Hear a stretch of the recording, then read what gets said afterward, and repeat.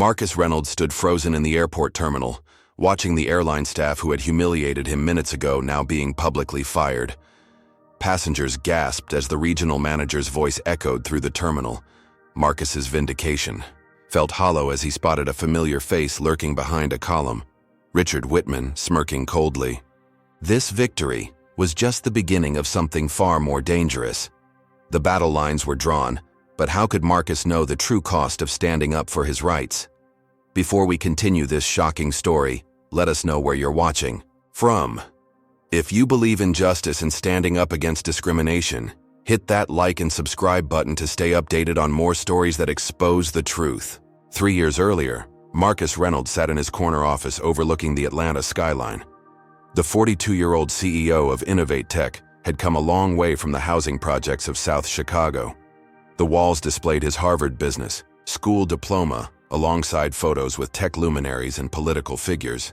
His company, specializing in artificial intelligence solutions for healthcare, had recently been valued at $2 billion. Marcus straightened his custom-tailored suit as his assistant Layla knocked on the door. "Your 10 o'clock is here," she announced, "and congratulations on making Forbes' Most Innovative Leaders list." He smiled warmly. "Thanks, Layla. Though, I noticed they put me on page 3 while Jason Miller's company got the cover story, despite our revenue being double theirs." "Their loss," Layla replied, having worked with Marcus long enough to recognize the subtle discrimination he faced daily.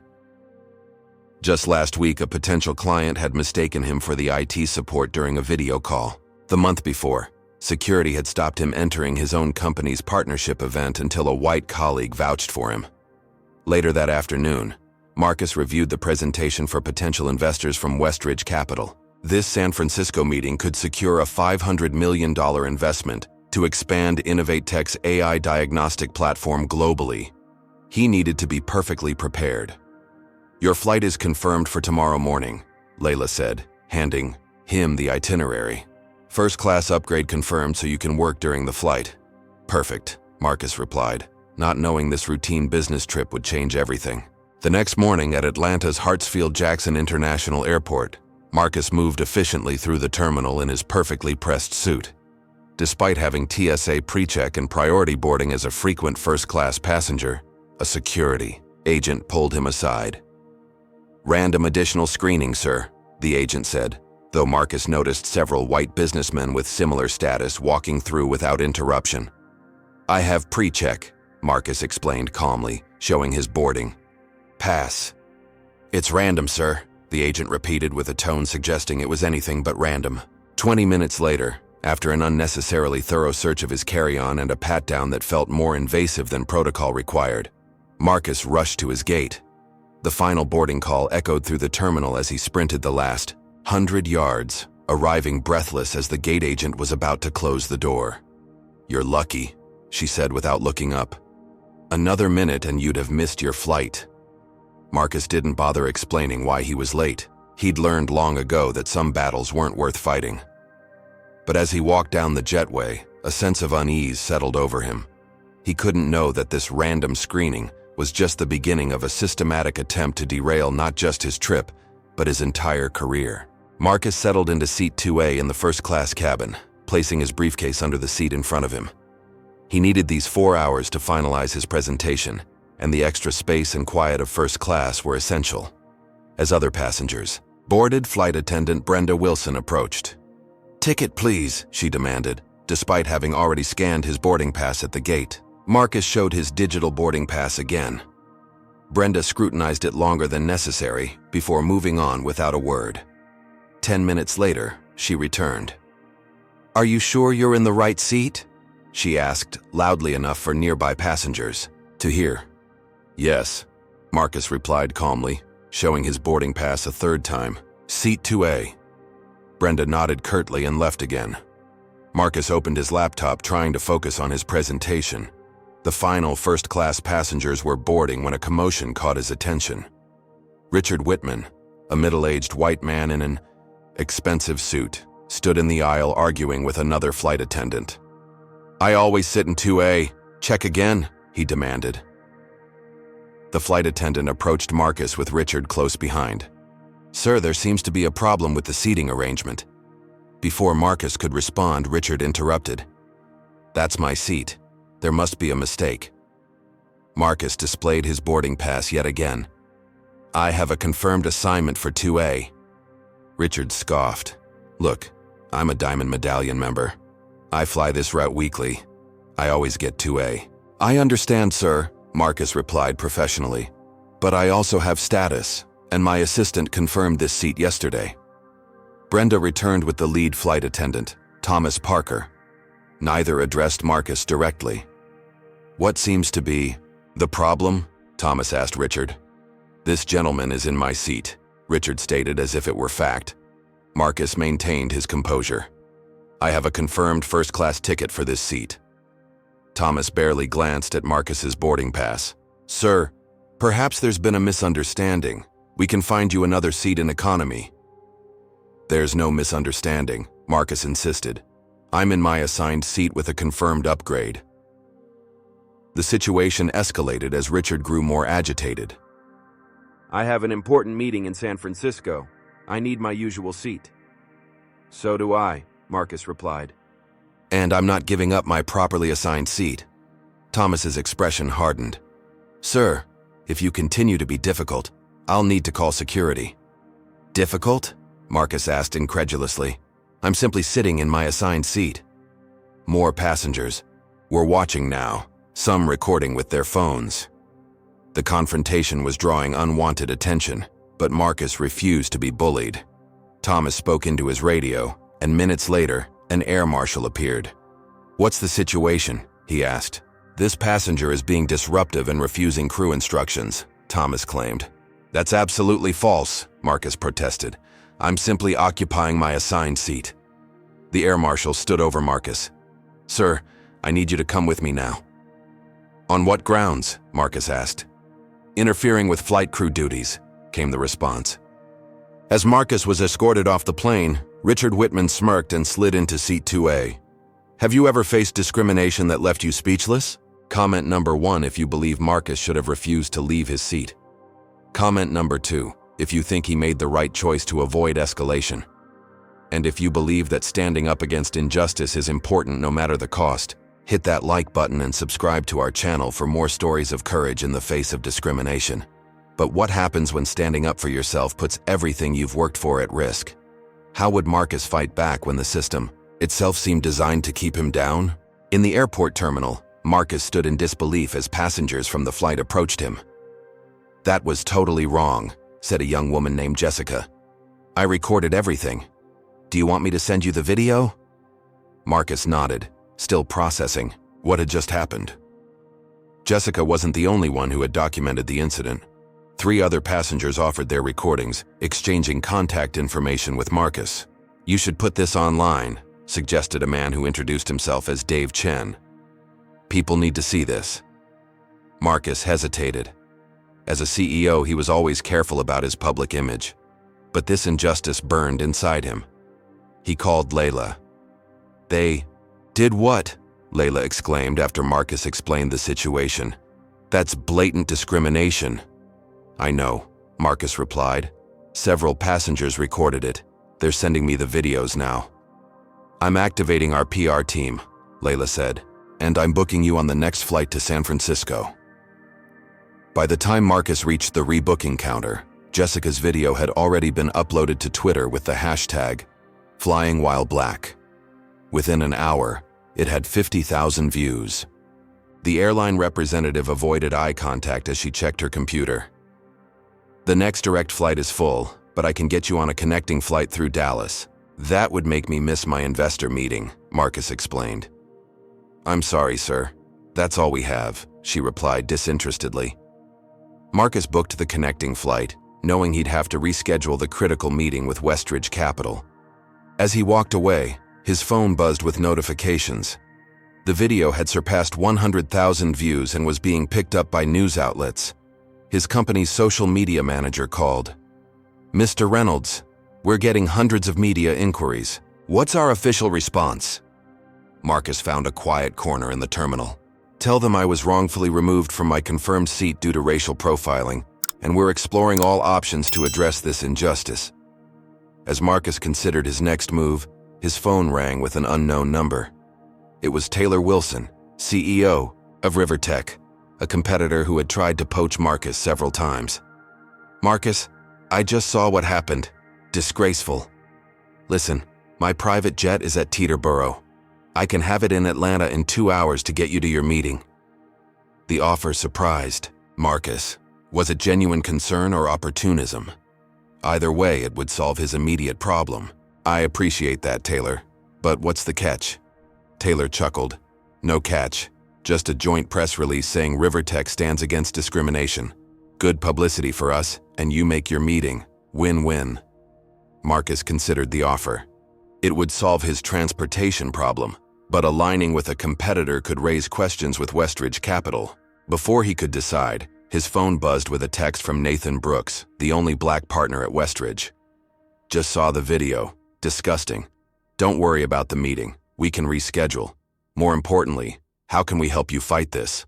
The support was encouraging, but Marcus knew this incident threatened more than just one meeting. His reputation, his company's stability, and his ability to operate in an industry already challenging for minorities were all at stake. As Marcus weighed his options, the video reached 500,000 views. News vans were arriving at the airport. What had started as a seat dispute was becoming a national conversation about race, privilege, and corporate responsibility. Marcus's phone rang again, Westridge Capital's managing partner. "Marcus, we're all disturbed by what we're seeing. Take the time you need to address this. Our meeting can wait." Just as Marcus began to feel he might navigate this crisis, a notification appeared on his phone. The airline had issued a statement claiming Marcus had been aggressive and non-compliant with crew instructions. They were controlling the narrative, painting him as the troublemaker. The battle was just beginning. 2 hours after the incident, Marcus sat in the airport lounge reviewing the airline statement with growing anger. They had completely misrepresented what happened, claiming he had repeatedly refused reasonable crew instructions and created a disruptive environment. His phone rang. It was InnovateTech's head of legal, Jamal Washington. "I've reviewed the videos, Marcus. We have a clear case for discrimination and defamation. I'm preparing paperwork now." "Good," Marcus replied. He stopped as a woman in an airline executive uniform approached his table, flanked by 2 security officers. "Mr. Reynolds, I'm Sarah Johnson, regional manager for Atlantair. May I speak with you privately?" Marcus kept Jamal on the line. "Whatever you have to say can be said in front of my attorney." Sarah's smile tightened. "Very well. We regret the misunderstanding earlier today. To compensate for your inconvenience, I'm authorized to offer you vouchers for 5 free first-class flights and 10,000 bonus miles." Marcus stared at her incredulously. "Misunderstanding? Your staff racially profiled me, publicly humiliated me, and falsely accused me of being disruptive. Then your company issued a statement painting me as the aggressor.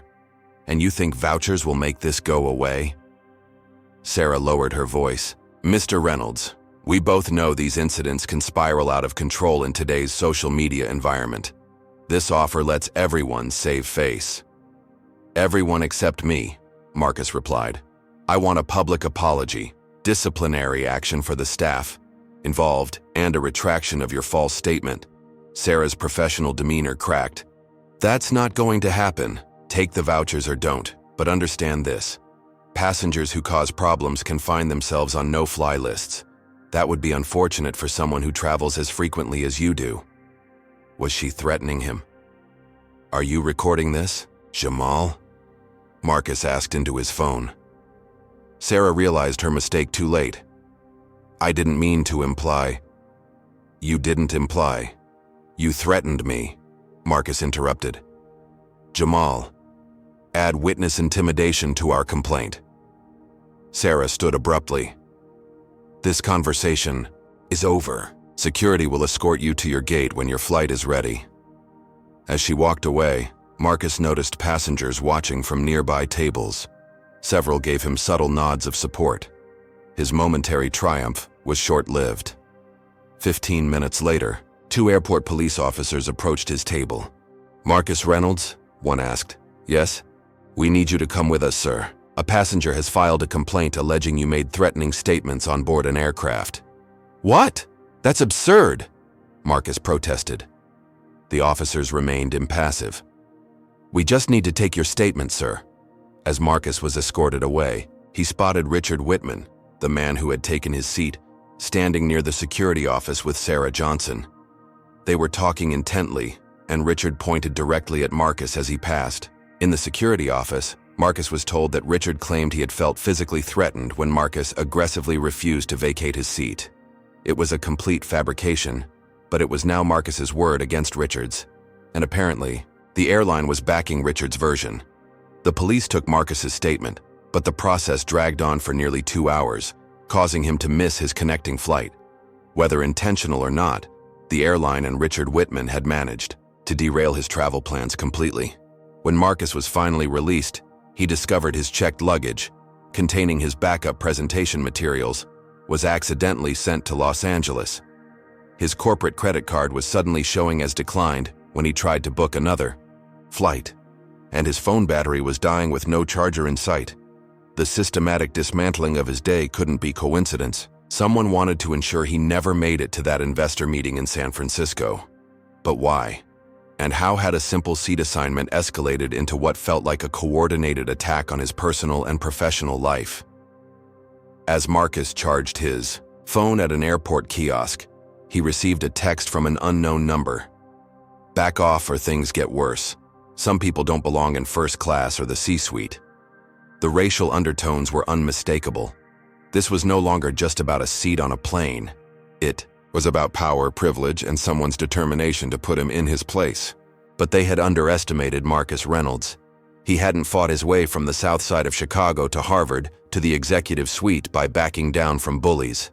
The battle lines were drawn. But Marcus couldn't have anticipated just how dangerous his opponent would prove to be. While waiting in the airport security office, Marcus noticed a young Asian woman in an airline uniform glancing nervously in his direction. When the officers stepped out briefly, she approached him. "I'm Sophia Chen," she whispered. "I work customer service for Atlantair.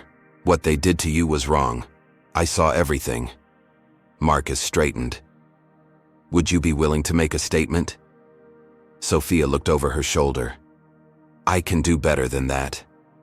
She slipped a folded paper into his jacket pocket. "My personal email. Contact me there. I have information." Before Marcus could ask more, the officers returned, and Sophia quickly retreated. An hour later, when Marcus was finally released, he found a quiet corner to examine what Sophia had given him. It wasn't just her email. It was a printout of an internal airline memo. The document outlined what the company euphemistically called passenger comfort protocols. Reading between the lines, it was clearly a directive for staff to prioritize the comfort of certain passengers, predominantly white, predominantly male, even at the expense of others. There were thinly veiled instructions about maintaining the expected atmosphere in premium cabins and addressing seating concerns from our highest value customers. Marcus immediately forwarded the document to Jamal and Layla. "This could be crucial evidence," he texted. He tried booking another flight to San Francisco, but every attempt showed him as unable to be confirmed at this time. His name had clearly been flagged in the system. "Mr. Reynolds." Marcus turned to find Sophia again, this time without her airline badge. "I'm on my break," she explained. "I thought you should know they're explicitly blocking you from flying. Today, I've seen them do this before to passengers who cause problems." "You're risking your job by helping me," Marcus observed. Sophia's expression hardened. "My parents came to this country believing in fairness and opportunity. What they did to you, it's happened before. There's a group of us who've been documenting these incidents, mostly against black passengers, but also Middle Eastern, Hispanic, anyone who doesn't fit their image." Marcus listened as Sophia explained how certain staff members had been informally trained to accommodate complaints from white passengers who didn't want to sit next to minorities in premium cabins. Those who refused to participate in this discrimination were relegated to less desirable routes or shifts. "We've tried reporting it through proper channels, but nothing changes," Sophia said. Some of us have been gathering evidence. I can put you in touch with others."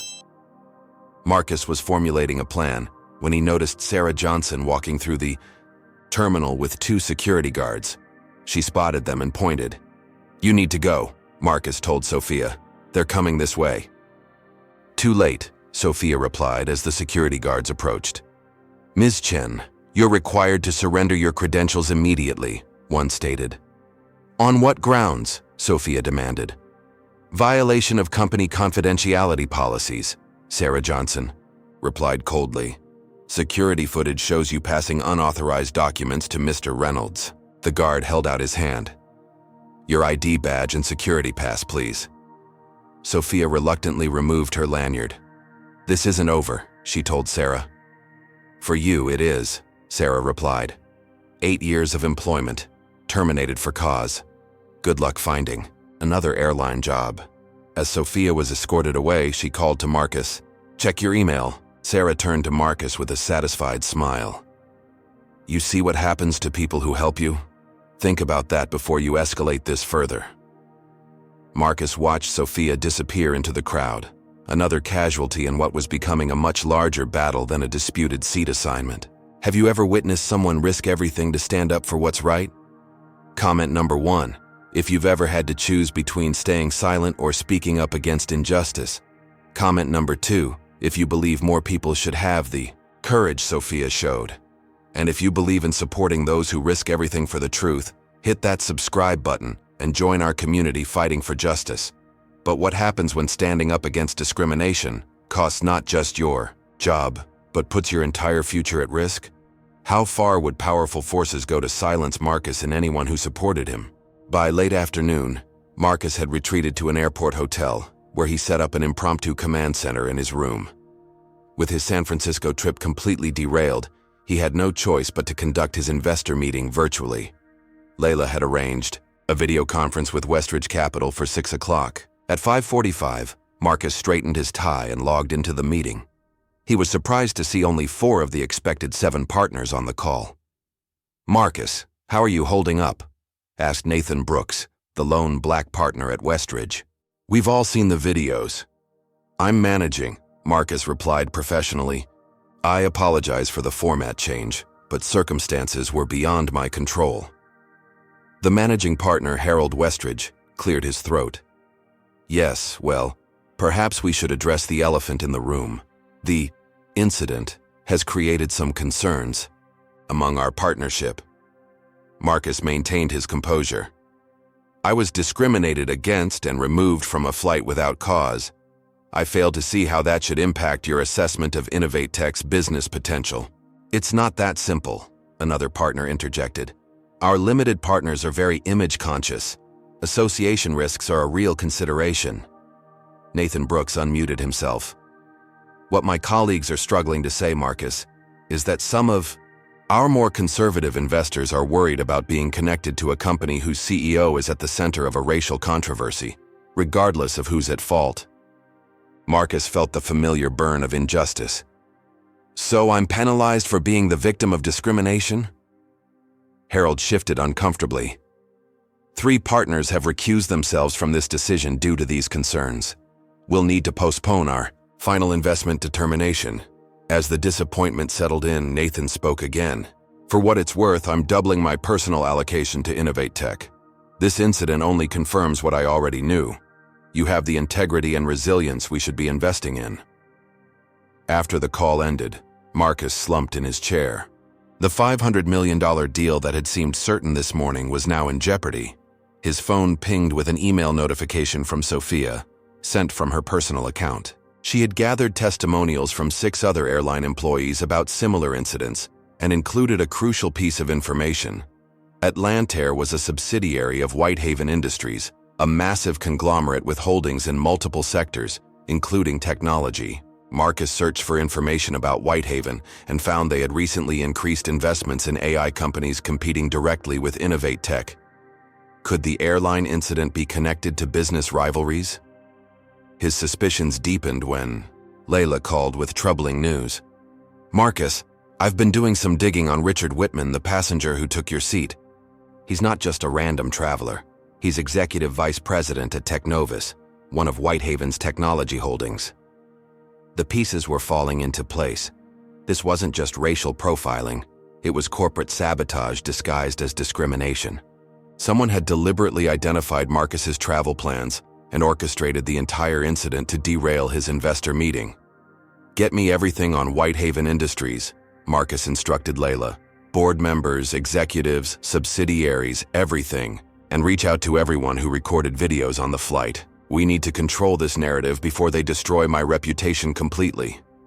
As Marcus formulated his response strategy, another email arrived, this one from Richard Whitman himself. "Mr. Reynolds," it read, "today's unfortunate incident could have been avoided with better communication. Perhaps we should discuss how to move forward productively. I'll be at the Capitol Grill at 8 p.m. if you'd care to join me." Was it a peace offering or a trap? Either way, Marcus realized he was dealing with forces more organized and determined than he had initially understood. His fight for justice had evolved into a battle for his company's survival. Marcus declined Richard Whitman's dinner invitation, instead using the evening to strategize with his executive team via video conference. They had just finished outlining their response plan when Marcus's phone buzzed with a news alert. Airline releases full video of CEO's aggressive behavior.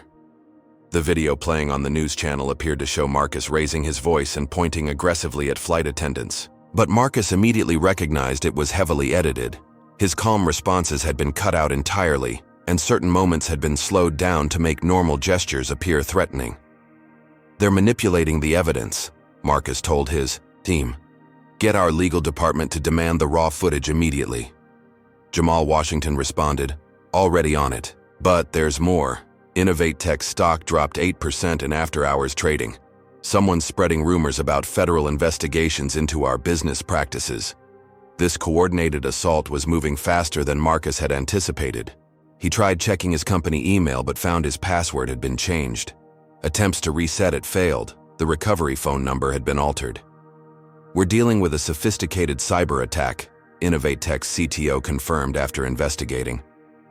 "Someone's trying to lock you out of your own company's systems." By morning, the situation had deteriorated further. Marcus attempted to board his rebooked flight to Atlanta, only to be stopped at the security checkpoint. "I'm sorry, sir," the TSA agent said, looking uncomfortable.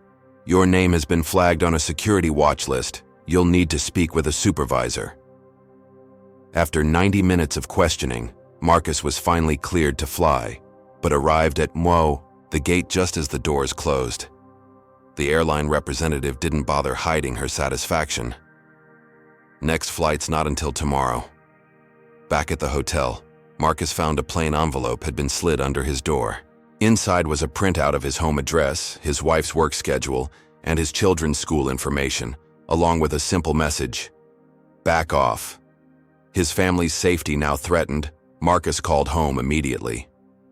"Diana, take the kids and go to your sister's place. Don't tell anyone where you're going." "Marcus, what's happening?" his wife asked, clearly frightened. "I'm being targeted because of the airline incident. It's escalated beyond what I imagined." He explained the situation as calmly as possible. Diana was silent for a moment. "This is about more than a seat on a plane, isn't it?" "Much more," Marcus confirmed. "Someone wants to destroy everything we've built." As Diana packed to leave, Marcus received a call from Layla. "You need to see what's happening online," she said, urgently. A coordinated social media campaign had emerged overnight, questioning Marcus's leadership abilities and business ethics.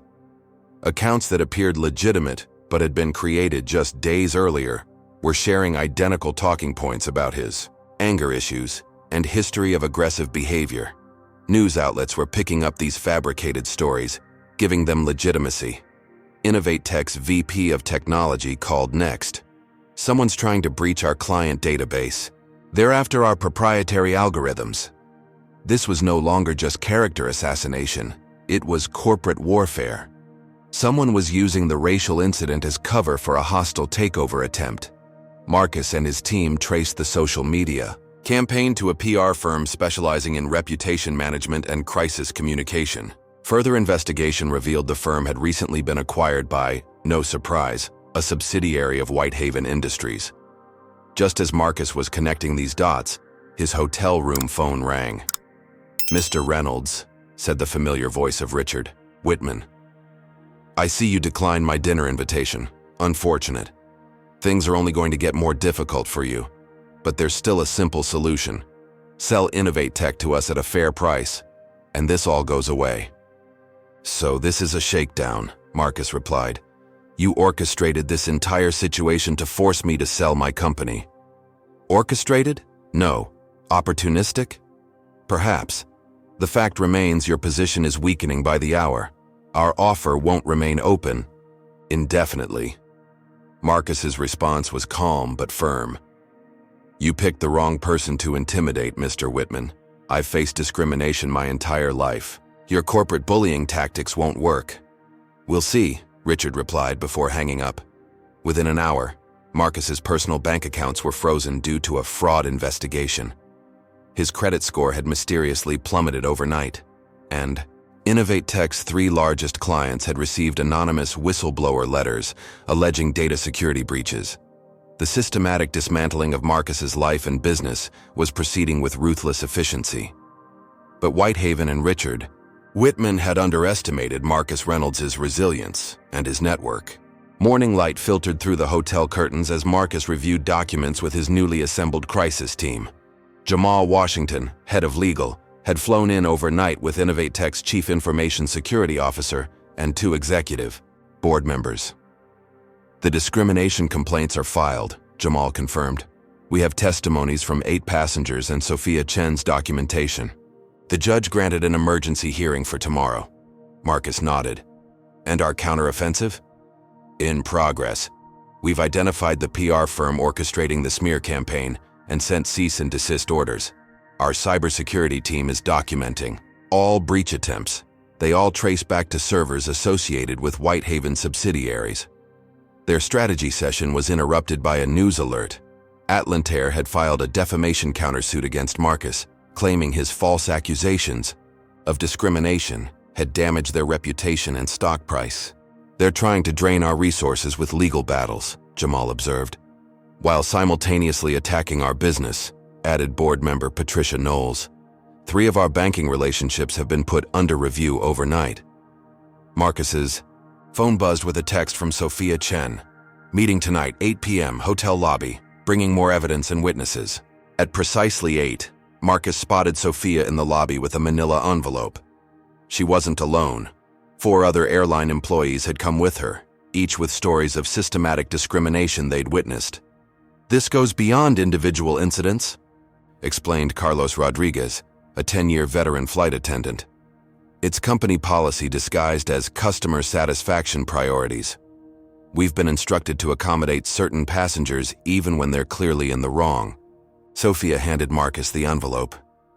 "This is why I was really fired. I'd been collecting these internal communications for months. They show the airline explicitly profiling passengers by race and appearance." Marcus examined the documents. Internal memos, training materials with coded language, and emails between executives discussing maintaining the premium cabin atmosphere by strategic passenger placement. "Why come forward now?" Marcus asked the group. "Because you fought back," answered Sophia.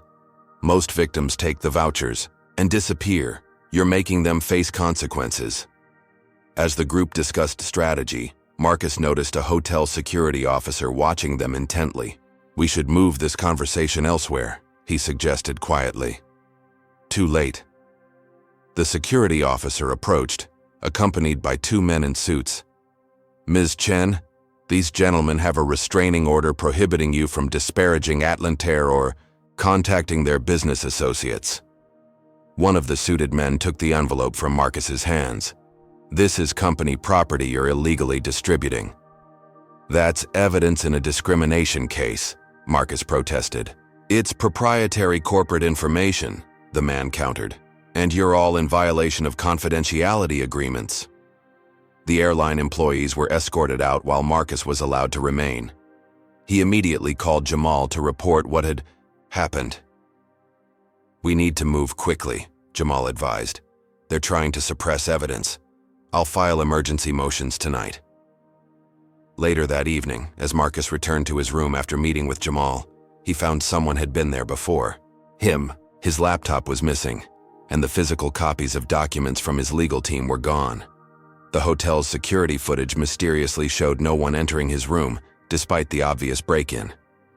When Marcus filed a police report, the responding officer seemed disinterested, suggesting he had misplaced the items himself. Things deteriorated further the next morning.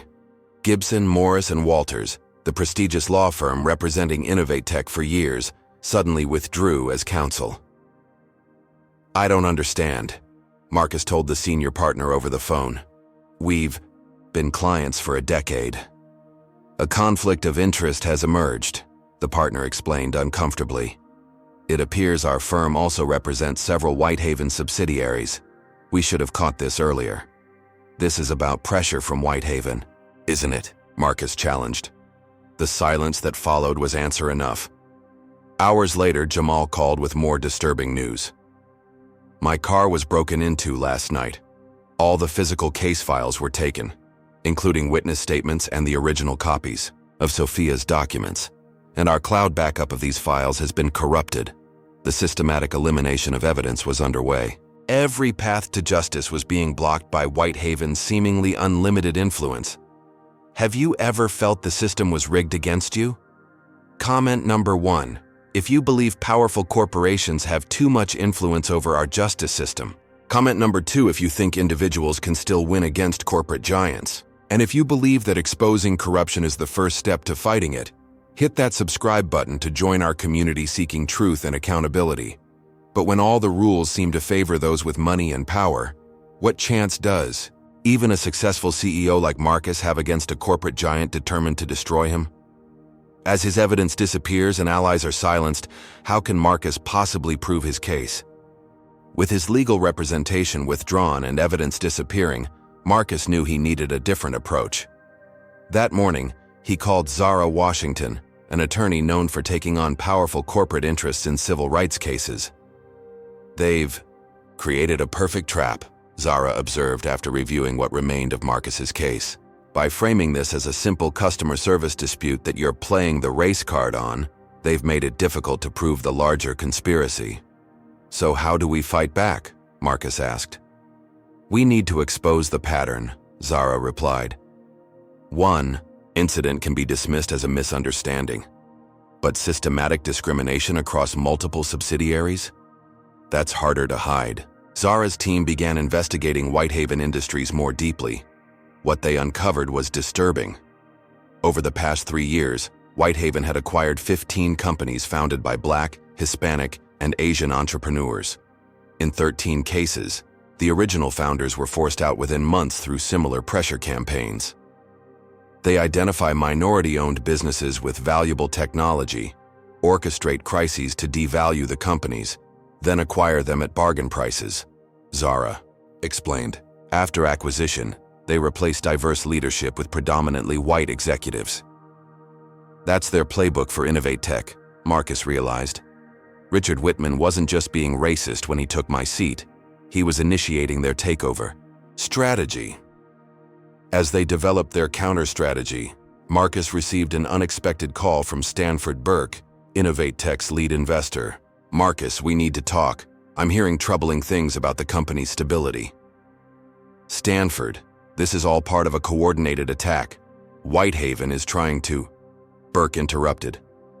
"I understand you believe that, but our fiduciary responsibility is to protect our investment. The board is calling an emergency meeting tomorrow. You should be prepared." The call ended, leaving Marcus with a sinking feeling. He asked Layla to research recent changes in InnovateTech's investor lineup. Her findings confirmed his fears. 3 weeks ago, Venture West sold their 20% stake in InnovateTech. The buyer used several shell companies, but we've traced ownership back to Somerset Holdings, a Whitehaven subsidiary, Marcus finished. "They already own a significant portion of my company. With this block of shares, combined with investors they could pressure, Whitehaven might have enough influence to remove Marcus as CEO, all orchestrated through a seemingly unrelated airline incident." That evening, Richard Whitman requested another meeting. Against Zara's advice, Marcus agreed, wearing a concealed recording device. They met in a private dining room at an exclusive club. Richard didn't bother with pleasantries. "The board meeting tomorrow won't go well for you," he stated flatly. "But there's still a civilized solution. Sell us your controlling interest for $70 million. You walk away wealthy, we get the AI technology we want, everyone wins." "Except your offer undervalues my shares by hundreds of millions," Marcus countered. "And you've orchestrated this entire situation, from taking my seat on that plane to corrupting my evidence, to force this outcome." Richard's smile was cold. "Prove it. Your discrimination claims look like the desperate accusations of an executive trying to distract from business failures. Meanwhile, our concerns about Innovate Tech's management are backed by falling stock prices and client departures. Situations we created, yes, but legitimate nonetheless. So you admit to market manipulation?" "I'm having a hypothetical discussion with a colleague," Richard replied smoothly. "But consider this. Even if you somehow survive tomorrow's board vote, we can continue this pressure indefinitely. Your family has already relocated for safety. How long before your employees start leaving? How many more clients will depart? How much more personal stress can you endure?" The threat was comprehensive and ruthless. Marcus realized Whitehaven didn't just want his company, they wanted to make an example of him, to demonstrate the consequences of resisting their acquisition strategy. $70 million is generous given the circumstances," Richard continued. "The offer expires at midnight." After Richard left, Marcus replayed the recording. Richard had been careful with his words, making implications but avoiding direct admissions. Still, it confirmed what Marcus had suspected. This was a calculated corporate takeover disguised as a racial incident. As midnight approached, Marcus faced the most difficult decision of his career. Fight a seemingly unwinnable battle against a corporate giant with unlimited resources, or take the money and walk away from everything he'd built. His phone buzzed with a text from Nathan Brooks at Westridge Capital. "Don't give up. Reinforcements coming." That cryptic message would have to be enough to sustain his faith through tomorrow's board meeting, a meeting that could end his career. The morning of the board meeting, Marcus arrived at Innovate Tech's Atlanta headquarters to find unusual security measures in place. His executive assistant, Layla, met him at a side entrance to avoid the reporters gathered out front. "They've been setting this up for days," she whispered, handing him a tablet. "Someone leaked false financial projections to the press. Our stock is down 22% since opening." Marcus scrolled through the reports, each more damaging than the last. Alleged algorithm failures, supposed client data breaches, anonymous, former employees claiming toxic leadership. "We need to postpone this meeting," Marcus told Layla. "Without time to disprove these allegations." "They won't allow a postponement," Layla interrupted. "Somerset Holdings representatives are already inside with proxies from 3 other major shareholders. They have the votes." As they walked toward the boardroom, Marcus's phone rang with an unknown number. "Mr. Reynolds," came Sophia Chen's voice. "I found others, not just from the airline, from across Whitehaven companies. Former employees who experienced or witnessed the same patterns. 15 of us are willing to testify about discriminatory practices." "That's exactly what, we need," Marcus replied. "Can you get statements before my board meeting?" "We're already working with Zara Washington. But Marcus, there's something else you should know. One of our group was attacked last night. 2 men followed her home, beat her, and told her to stay silent. She's in the hospital." Marcus stopped walking. "Are you safe?" "I'm being careful," Sophia replied, though her voice betrayed her fear. "We all are. But we won't be intimidated." The danger was escalating beyond corporate maneuvering to physical violence.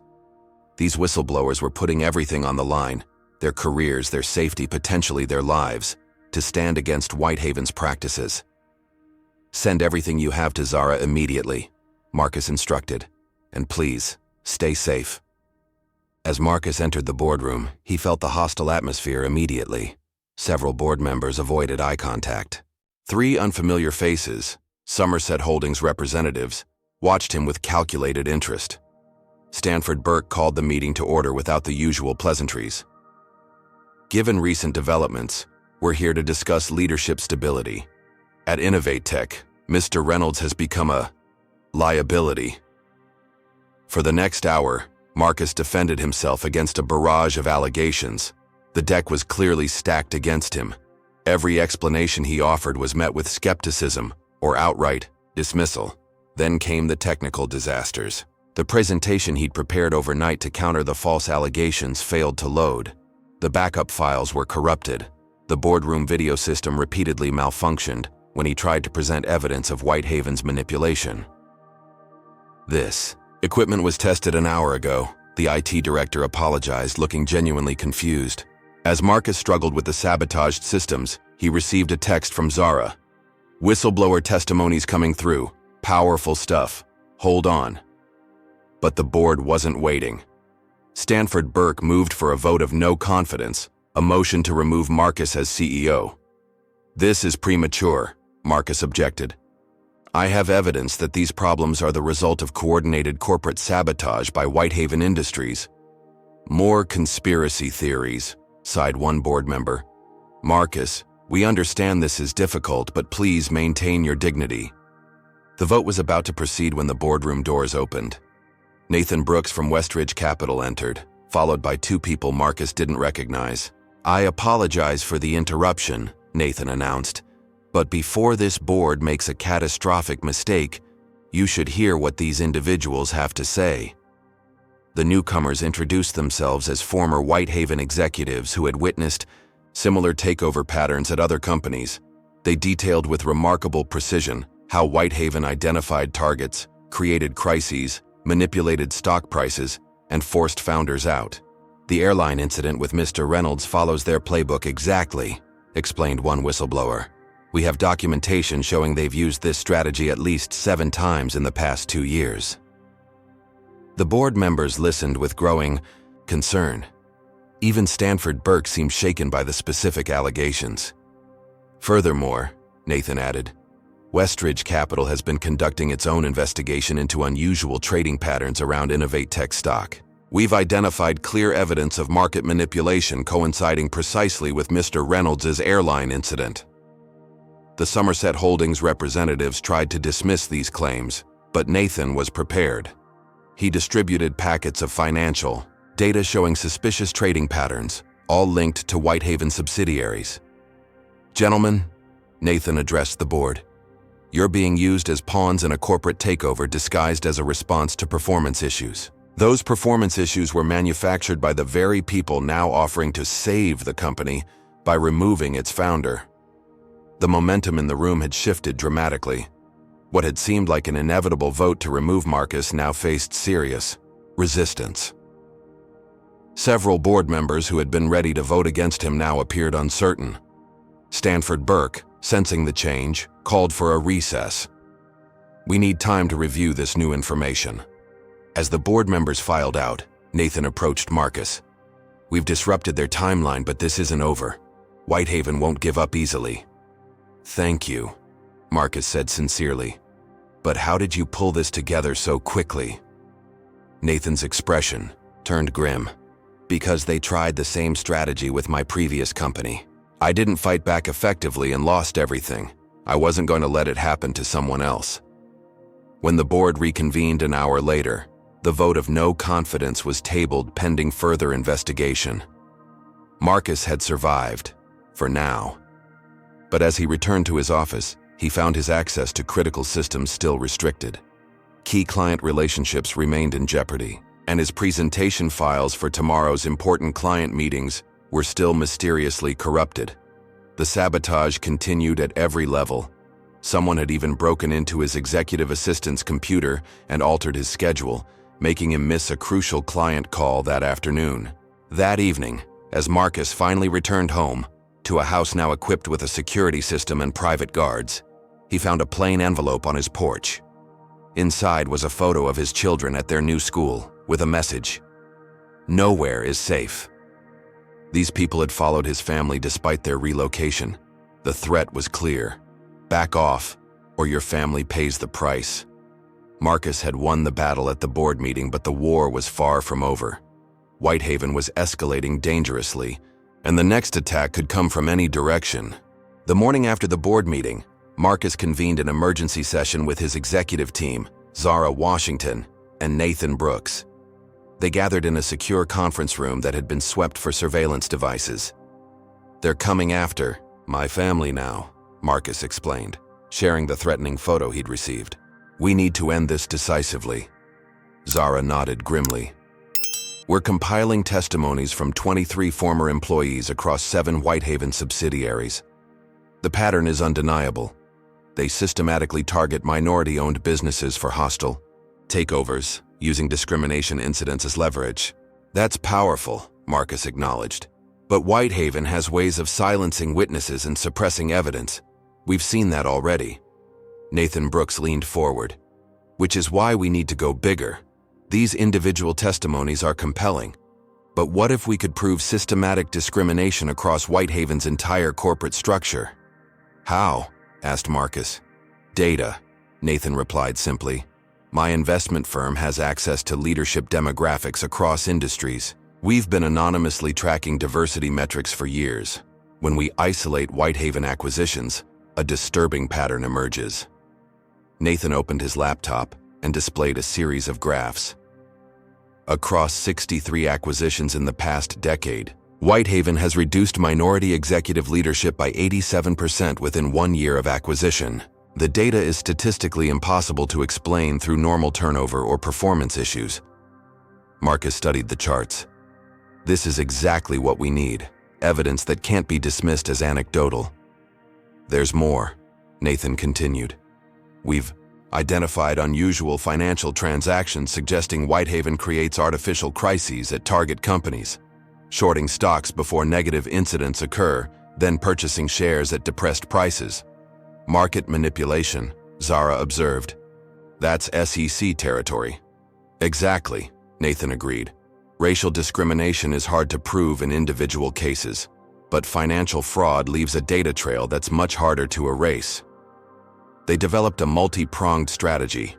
While Zara pursued the IGA discrimination lawsuits, Nathan would present evidence of financial manipulation to SEC investigators. Meanwhile, Marcus would focus on stabilizing Innovate Tech and protecting its core technology from Whitehaven's attempts to access it. The plan was set in motion just in time. That afternoon, Marcus received notification of an emergency board meeting called by Somerset Holdings representatives. The stated purpose: discussion of security vulnerabilities in Innovate Tech's AI algorithms.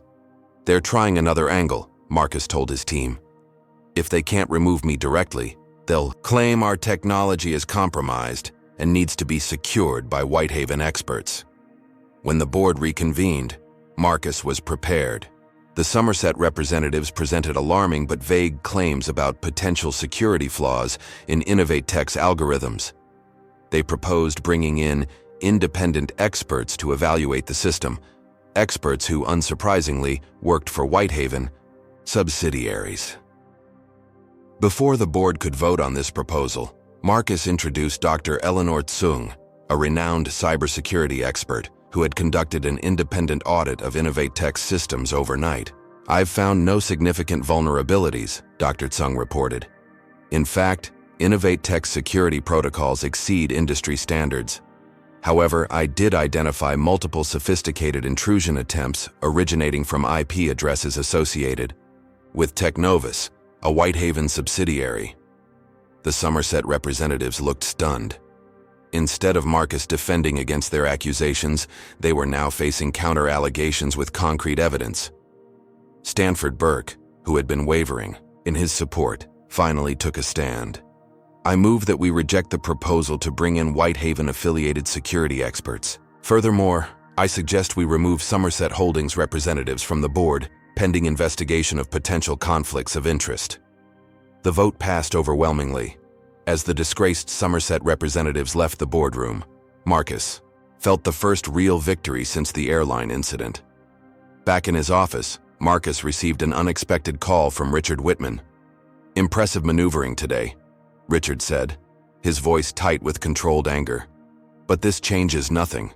We still own a significant portion of your company. We can still make life difficult for you and your family." "Actually, Richard, things have changed significantly," Marcus replied calmly.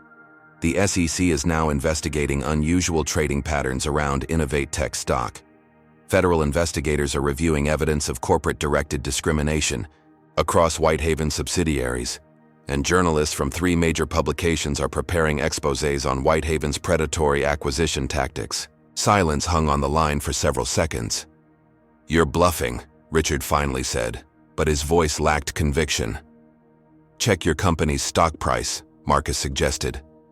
The first investigative piece had just been published online, a detailed examination of how Whitehaven systematically dismantled minority leadership across acquired companies. Whitehaven's stock had dropped 8% in the first hour after publication. "This can still be resolved," Richard offered, his tone now conciliatory. "We'll withdraw our interest in Innovate Tech. We'll ensure your family's safety. Just call off the investigations." "That's not how this works, Richard," Marcus replied. "You didn't just come after me or my company. You revealed a pattern of discrimination and financial manipulation that has harmed dozens of entrepreneurs and companies. This isn't about Innovate Tech anymore. It's about stopping Whitehaven from continuing these practices."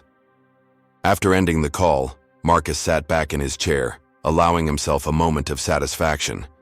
The tide was turning, but he knew better than to underestimate Whitehaven's resources and determination. That night, as Marcus finally returned home, to his family, who had moved back under increased security, he found a plain white envelope on his bed. His security team had no explanation for how it had bypassed their measures. Inside was a single sheet of paper with the message, "This isn't over. Not everyone has a price, but everyone has a breaking point. We'll find yours." The threat was clear. Despite today's victories, Whitehaven wasn't conceding. In fact, they might become even more dangerous as their normal tactics failed. Marcus held his sleeping children a little tighter that night, knowing the final battle still lay ahead. 1 month after the airline incident, Marcus Reynolds returned to Atlanta's Hartsfield-Jackson International Airport. This time, he wasn't alone. A team of attorneys from Zara Washington's firm accompanied him, along with several journalists and civil rights advocates. Nathan Brooks walked beside him, providing both moral support and the financial backing that had helped Marcus weather Whitehaven's attacks. "Are you sure about this?" Nathan asked as they approached the Atlantair check-in counter. "Flying with them again seems unnecessarily provocative." "That's exactly why I need to do it," Marcus replied. "If I avoid this airline, they win. The message becomes stay in your place or face consequences. I won't accept that." Marcus had booked the same flight, the same first-class seat as before.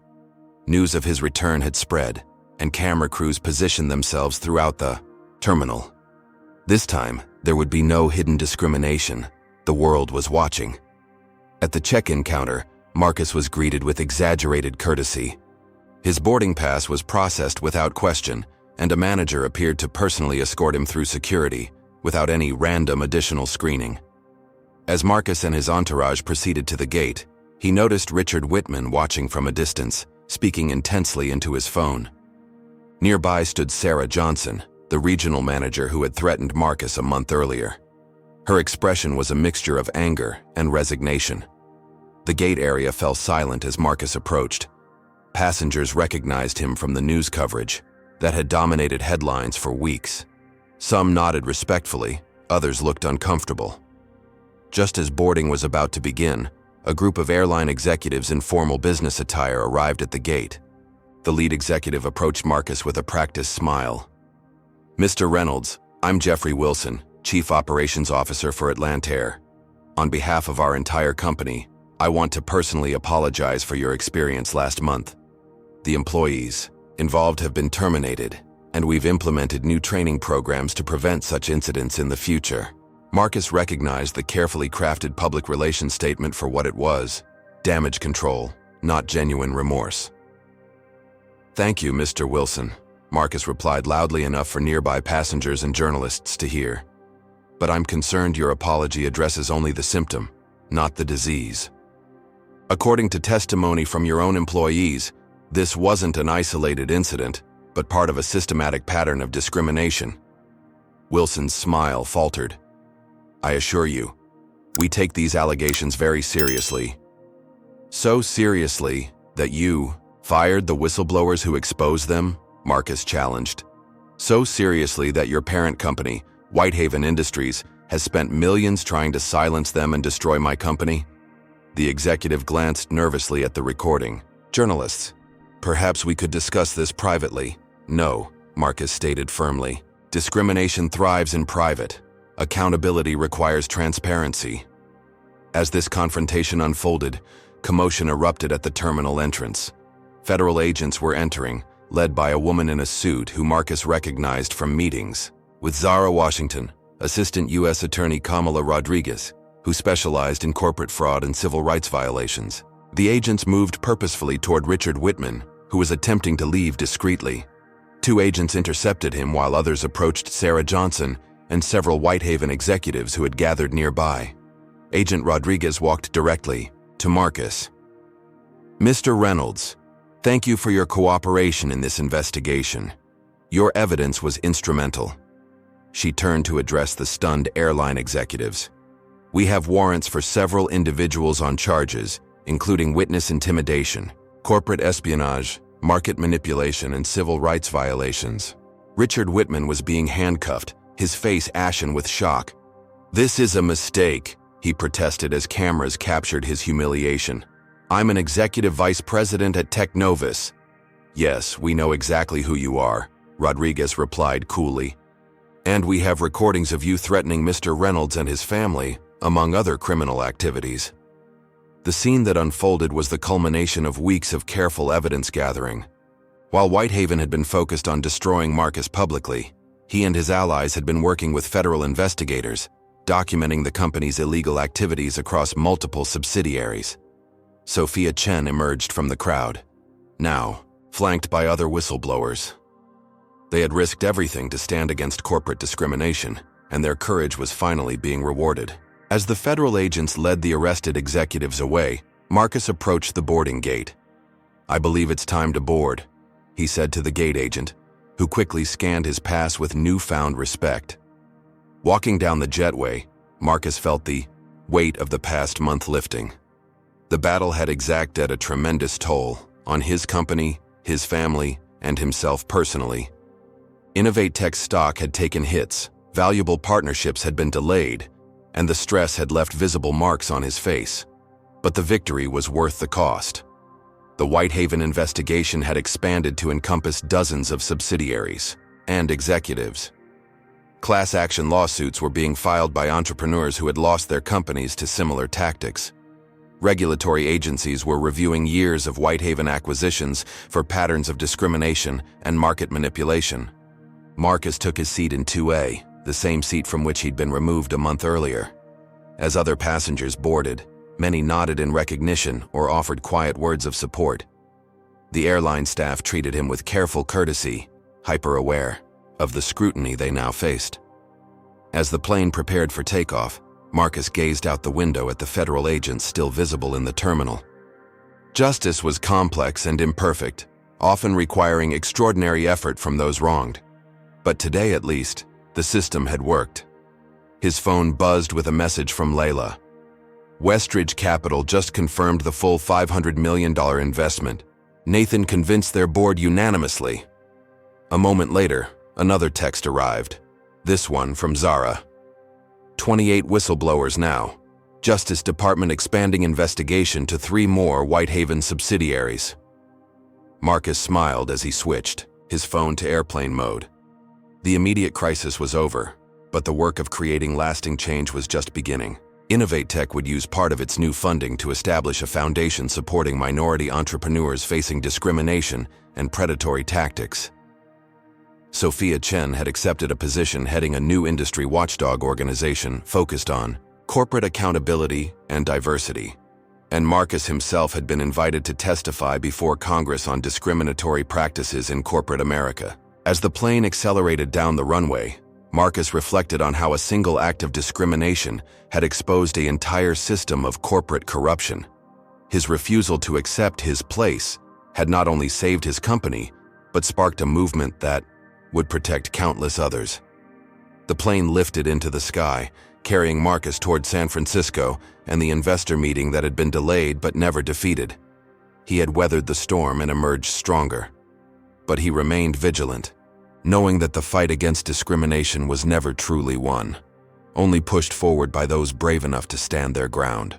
The story of Marcus Reynolds illustrates powerful truths about modern discrimination and corporate accountability. First, racism often operates systemically, disguised as policy or procedure rather than explicit bigotry. Second, standing against discrimination requires extraordinary courage, as those who benefit from unjust systems will fight fiercely to maintain their advantage. Third, meaningful change rarely comes from individual action alone. It requires allies, whistleblowers, and advocates willing to risk their own security for justice. Fourth, documentation and evidence are crucial.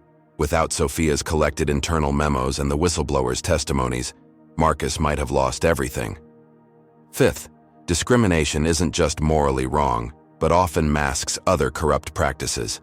Finally, the story reminds us that one person's refusal to accept injustice can expose entire systems of corruption and create lasting change. Marcus didn't just save his seat or his company, he sparked a movement that would protect countless others facing similar discrimination.